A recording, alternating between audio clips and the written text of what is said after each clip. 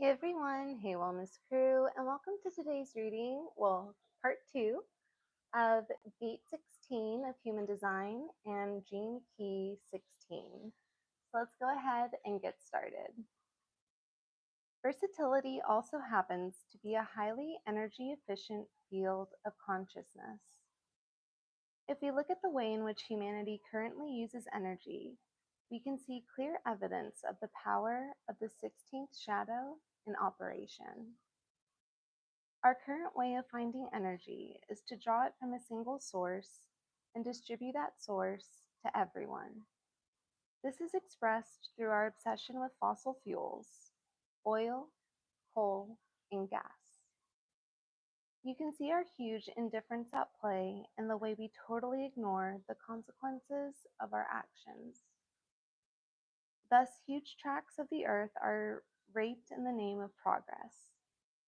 Modern business is utterly indifferent to the plight of the minority, not to mention the landscape, animals, and creatures of the natural world. Indifference moves like a virus, draining one resource and then moving on. This is an unsustainable path. As the gift of versatility begins to take hold in the human genome during the coming century, we will learn to tackle our energy expenditure in a very different and far more prosperous way. If we take the environment as a metaphor for how versatility works, we can see how it takes into account all aspects of any living system. It is interested in pure efficiency that does no harm to anyone or anything. The 16th gift is therefore very connected to the notion of self-sustained living. Instead of draining one of the elements and then moving on to another, versatility uses them all. At the same time, finding a fluid and natural energy exchange between them. In the case of energy use, this means that every household, hamlet, or village will eventually have to become self-sustaining. This might require a combination of solar, water, wind, and even geothermal power to produce enough energy to maintain a home or small community. These days, there are so many emerging alternative sources of power that in time the whole notion of government-run energy organizations will become unnecessary. The above cites a single example of the true potential locked up in the 16th gift, and it can be applied to any field, from banking to beekeeping. That's definitely a wide range. Above all, versatility abhors waste. This is a gift that can use or recycle anything and everything, which is why it can use any set of skills or techniques without being caught up or limited by them. We have seen that the 16th gene key forms part of the ring of prosperity. And along with the 45th gene key, which is about group synergy, this chemical combination is the master program in your body for activating true prosperity. True prosperity is brought about by people following their genius whilst working together collectively. The 16th gene key is hugely important for the further evolution and sustainability of humanity because it involves the correct education of our children. Through this gene key, we can spot a child's inherent talents early in life, and we can place them in an environment that best supports them, that best supports nurturing those talents. In this ring of prosperity lies the mystical secrets of the guilds, the genetic groupings of genius that, when brought together, can liberate prosperity exponentially throughout our civilization. The 16th city, mastery. The miracle cities. If we briefly review the 16th gene key, we recall that it is rooted in indifference caused by lack of enthusiasm and the inability to identify with what you are doing. No matter how skilled you are, if you don't have this enthusiasm, you cannot attain the next level, which is talent. Furthermore, talent is something that must be earned over a period of time, no less than 7 years. And its natural expression is versatility. You could say that skill is a vertical approach to learning, in that you have to focus great attention in one direction. And your whole impetus is to understand and learn, or impetus is to understand and learn as much in that field as you can. Versatility marks a shift in frequency in your whole being because it opens up the horizontal field at the same time as the vertical. You are no longer fixed to a single discipline, but begin to view life at a holistic level, seeing how all systems and techniques interconnect in a truly integral way. You can thus apply your talent across the whole spectrum of human sciences and arts, without the dogmatic limitation of being tied to one single direction. At this level, you are tapping the natural laws behind all life processes. So your talents can be transferred easily between disciplines, even those that appear far apart and unrelated. For example, you might be an artist, but your talent also embraces business. At the gift level, your talent is based upon the knack of not identifying with any single set of skills. At the Siddhi level, a paradox opens up before us.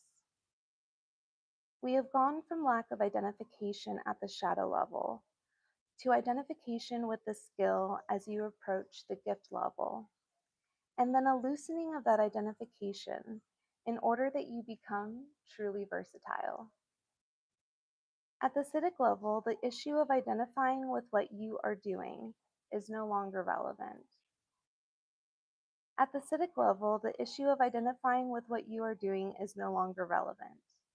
At this heightened level of consciousness, your identity is erased and you become an empty vessel for life. Here, all learning ends and there are no more levels. With talent and even versatility, there are still levels. Even the greatest pianist can still improve and expand. However, with the 16th Siddhi of mastery, the whole game of expanding or evolving, either horizontally or vertically, is over.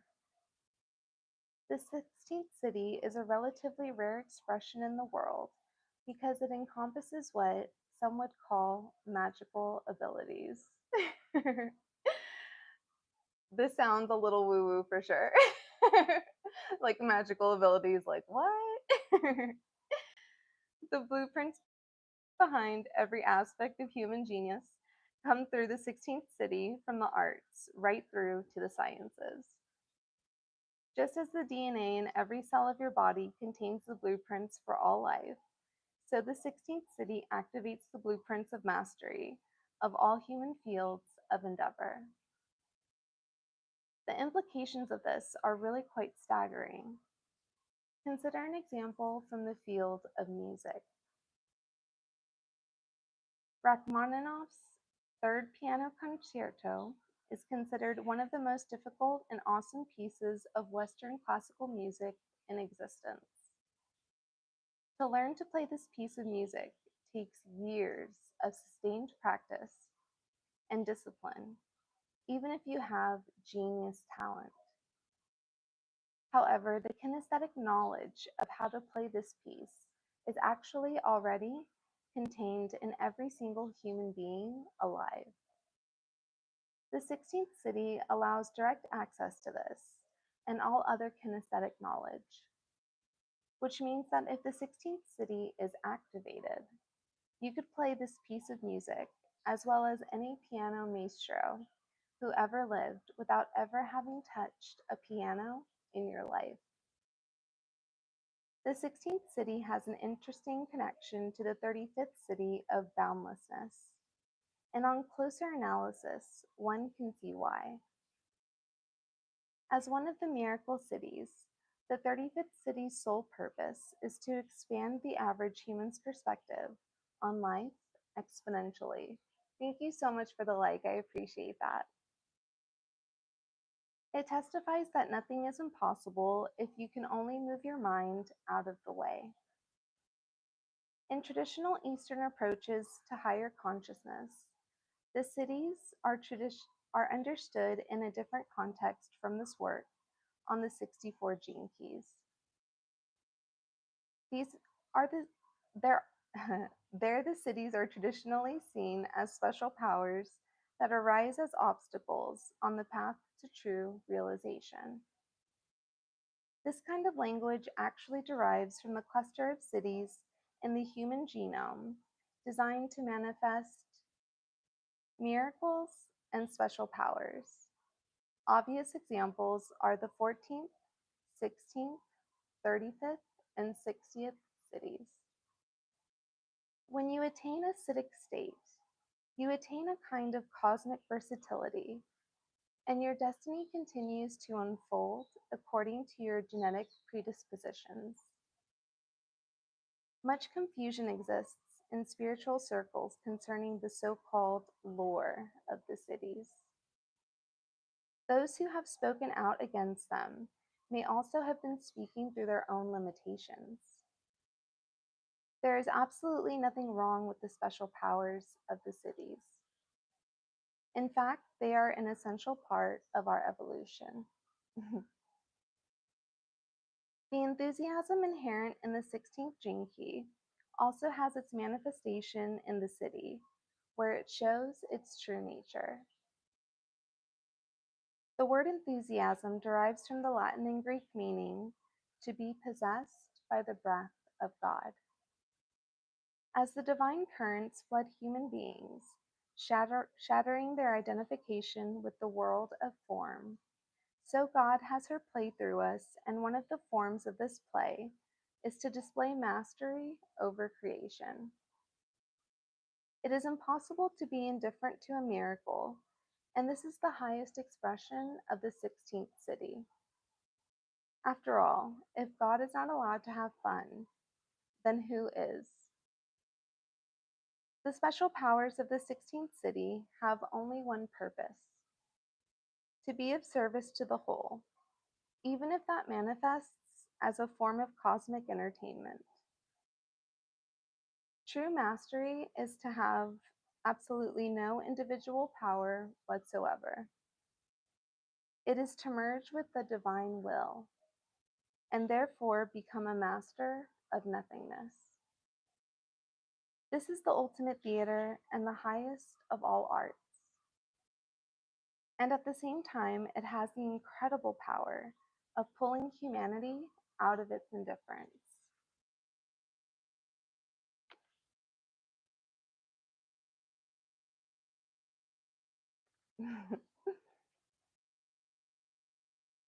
All right, so here's some affirmations regarding gate 16.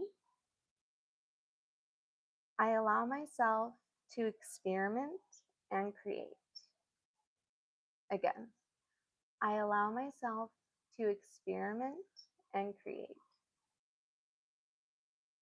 Experimentation and exploration are natural parts of my creative self and allow me to find the correct pattern for the expression of my talents and my soul's journey.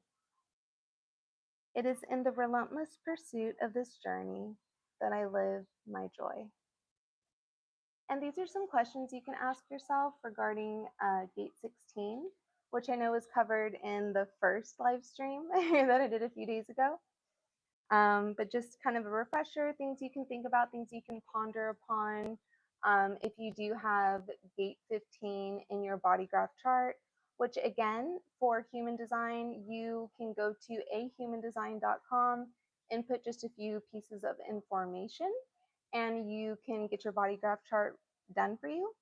If you need your hologenetic profile done for the gene keys, you just go to genekeys.com, again, input the same pieces of information, and you can get your hologenetic profile done, and you can get that so that way you can be able to follow along more easily and kind of explore it and get to understand how this journey is going to be helpful for you in your personal development and help you along your path in life. So, questions to ask yourself. What dreams are beginning to come to fruition? What is your experimentation teaching you? What do you need to tweak? What beliefs may be part of creating the manifestation of your experiments? Are there any old beliefs that you need to release? So, those are just some things to think about. And next week, or well, probably definitely next week, we will be going over gate 17 and gene key 17. So thank you so much for joining me today for this live stream. Please don't forget to like, subscribe, and or join as it is popping off on the membership tiers. And I will see you on the next video or live stream. Be well, stay wild as well.